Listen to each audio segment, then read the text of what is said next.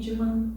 Eu estou aqui mais uma vez para contar um pouquinho para vocês sobre a eutonia. A eutonia é essa prática somática, que é o estudo da consciência do corpo, da consciência de si, e que traz uma regulação do tônus, do sistema nervoso, e é uma forma de trabalhar a integridade do corpo e também da mente e das emoções. Então é uma prática muito completa. E hoje eu estou vindo trazer o tema do autocuidado, que é um dos temas mais caros para a eutonia. Ele encerra e ele inicia qualquer um dos processos. A gente sempre está, quando se trabalha com a eutonia, acessando o autocuidado e se promovendo momentos de autocuidado. Então, ele pode ser traduzido de várias maneiras. Uma das maneiras é a gente trazer um momento durante o nosso cotidiano para trabalhar uma pausa, para fazer um convite ao descanso e à observação sensível do corpo.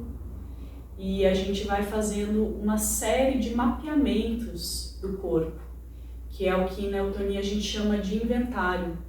O inventário, ele vai sempre ser feito de acordo com como aquela pessoa se sente e se percebe no momento.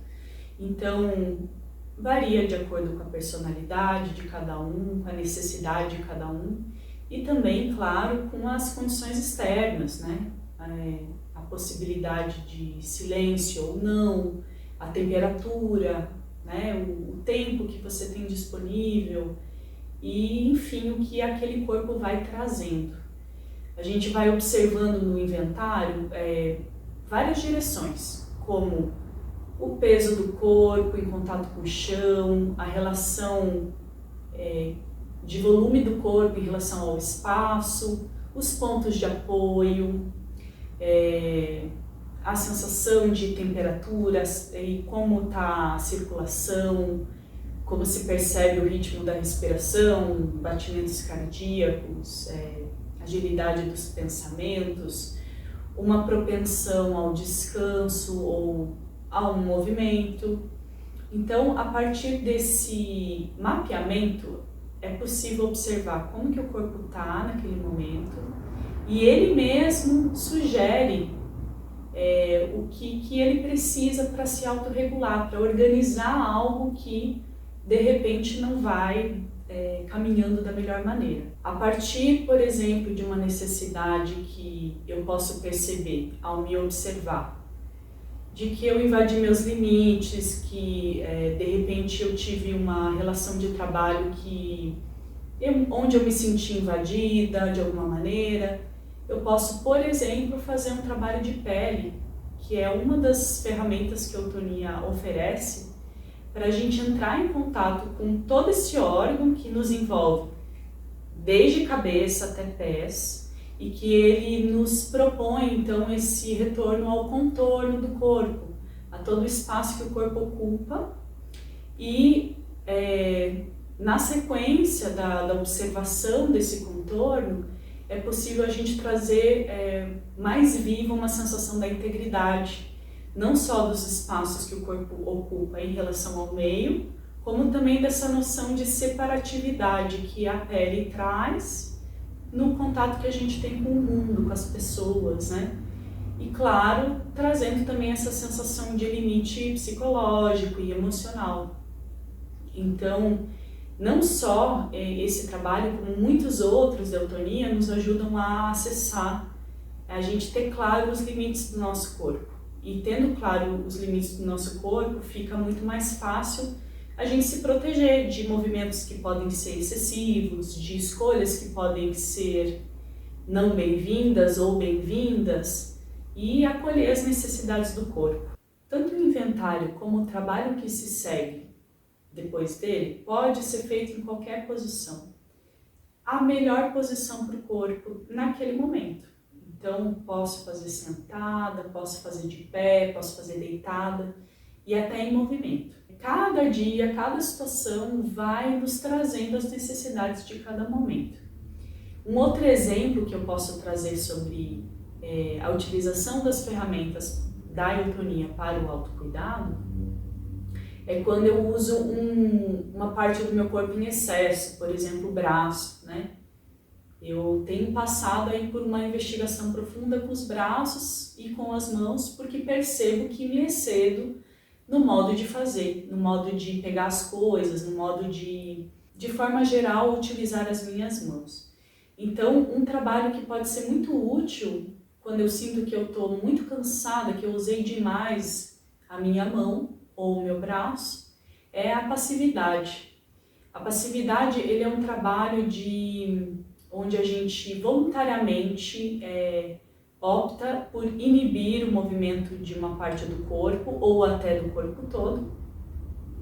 E traduzindo aqui para uma parte do corpo, quando eu inibo o movimento dessa região, eu também permito que ele ceda em direção à gravidade e eu posso movimentar outras partes do meu corpo, permitindo somente que este membro se locomova, se mova a partir, então, do movimento que eu faço pela coluna, ou pelo ombro, ou pelo quadril. Isso faz com que eu traga uma sugestão para o meu sistema nervoso de descanso para o meu braço, onde eu posso mover outras partes do meu corpo e deixar ele em economia de movimento.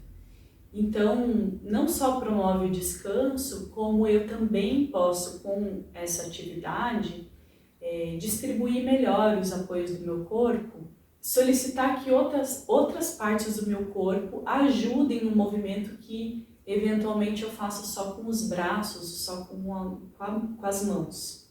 Então, esses são apenas alguns dos exemplos, né, do que é possível fazer dentro com as propostas que vêm da eutonia.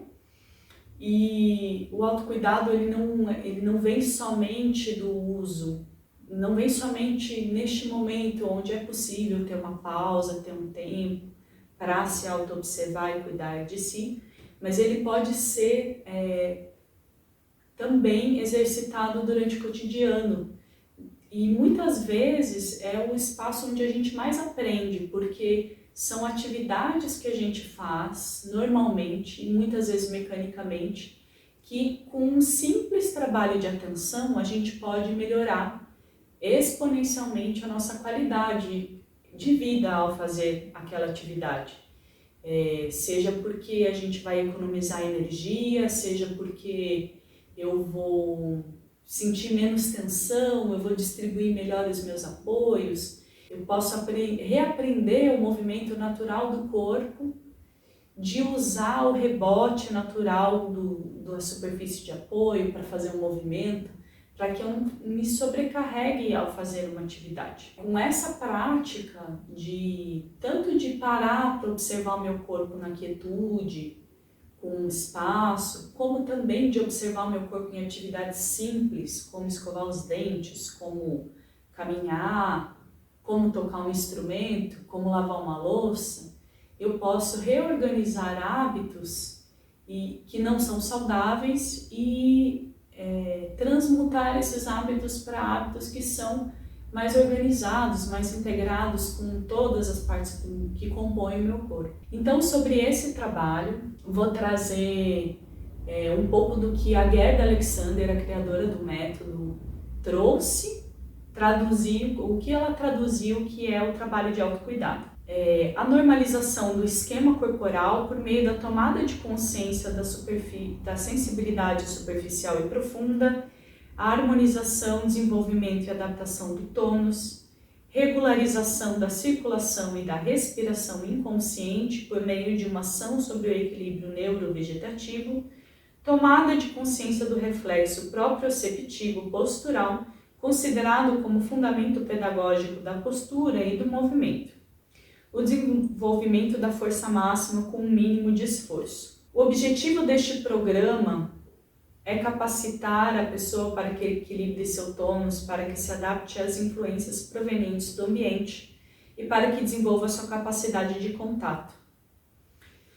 Então, o autocuidado ele é um convite à pausa, ele é um convite ao autoconhecimento e principalmente ele propõe esse contrafluxo em relação aos excessos que a gente vive no cotidiano, né? Os excessos de cobrança, os excessos de informações, todas essas demandas, né, que o externo nos solicita e que muitas vezes nos tornam, roubam o nosso tempo de se acolher, de se cuidar. Então o autocuidado, ele propõe esse equilíbrio para contrapor a todo esse excesso a que somos submetidos todos os dias. Se você quer conhecer um pouquinho mais sobre eutanásia, estou à disposição, traga sua dúvida e logo postarei um pouquinho mais, um próximo capítulo sobre o que se pode tocar com essa prática.